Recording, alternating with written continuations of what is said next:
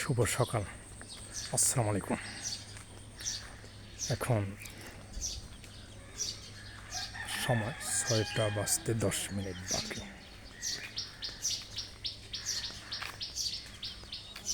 আমি ফজরের নামাজ পড়ে এইমাত্র মসজিদ থেকে বের হলাম এবং রাস্তা দিয়ে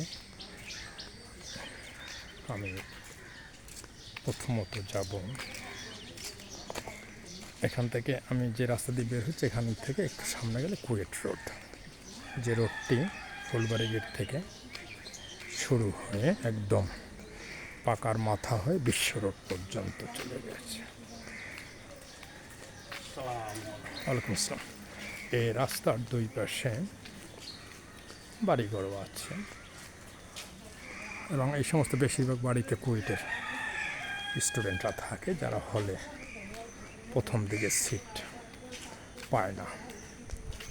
আর সামনে দিকে একটা হলও দেখা যাচ্ছে, এটা এই হলটার নাম হচ্ছে খান জাহান আলী হল।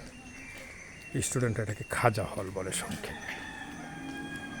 এবং আসলে আমি যে কথাটা বলতে চাচ্ছি, সকালটা অনেক সুন্দর, সকালের বাতাসটা সুন্দর, সকালের প্রকৃতি শান্ত,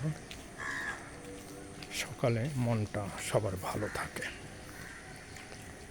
এবং সকালে উঠতে পারলে যারা আর্লি রাইজার তাদের সারাদিনটাই ভালো কাটে এবং সারাদিন তাদের হাতে অনেক সময় থাকে। এই যে খান জাহান আলী হলটা, আমি এখন পাকার মাথার দিকেই হেঁটে যাচ্ছি, অর্থাৎ এই রোড দিয়ে গেলে আমার বাসা সামনে।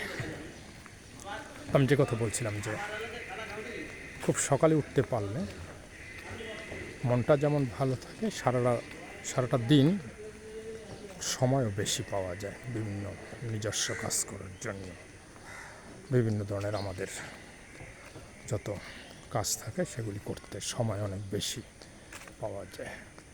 কিন্তু খুব দুঃখজনক যে আমাদের দেশে এই চিত্রটি প্রায় নেই, যে বিশেষ করে যারা ইয়াং জেনারেশন তারা খুব একটা সকালে উঠতে হয় এটা জানেও না। তারা ঘুমাবে দেরিতে,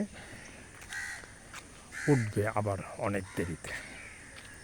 তার মানে দুই দিকেই ক্ষতি। দেরিতে ঘুমাতে যাওয়া যেমন স্বাস্থ্যের জন্য ক্ষতিকর, আবার ঘুম থেকে দেরিতে ওঠা অর্থাৎ সকাল 10টা, 11টা, 12টায় ওঠা এটা আরও বেশি ক্ষতিকর। তার মানে ইয়াং জেনারেশন হয়তো ভুলেই গেছে যে early to bed, early to rise makes a man healthy, wealthy and wise. তাহলে আমি এখন যাচ্ছি, এই যে কুয়েটের ওয়াল দেখা যাচ্ছে, বাউন্ডারি ওয়াল।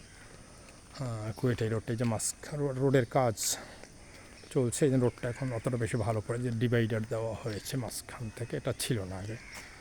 তার মানে এখন ওয়ান ওয়ে হবে, গাড়ি ঘোড়া ওয়ান ওয়ে চলবে ডিভাইডার থাকার কারণে। আর